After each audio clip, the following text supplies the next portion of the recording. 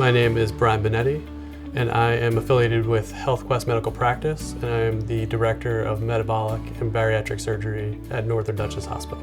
I've been a surgeon for 10 years. I trained in bariatric surgery. I think that the current opioid epidemic in our country has reached a critical phase, a phase where people are aware of what's happening beyond doctors, beyond hospitals, beyond law enforcement. Our patients are coming to us and they're aware of the current opioid epidemic.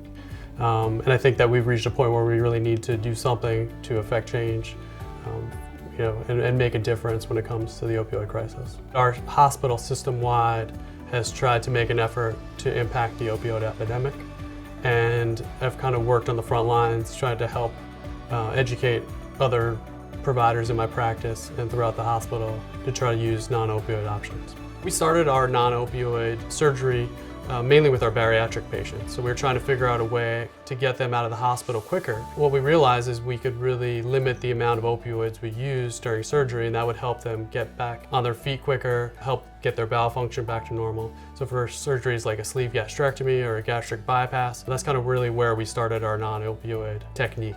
So my experience with non-opioid options has been that we have to start kind of before surgery to help educate patients about the different medications we're going to use. Pre-operatively, we give our patients non-opioid medications before they even go to surgery. During the surgery, we try to limit the amount of opioids they get from the anesthesia team. Sometimes we can give them no opioids at all. The other thing we do during the surgery is we use a special long-acting numbing medication to help keep them out of pain for a few days after surgery. And then post-operatively, we use a lot of non-opioid medications to help control their pain as well. I see patients after surgery, even 2 hours after surgery, it is almost like they never underwent surgery. They're awake, they're alert, they're walking around, they feel good. 100% of my surgeries are done using a non-opioid option. For more information about non-opioid options and to take the pledge against opioid overprescribing, go to planagainstpain.com.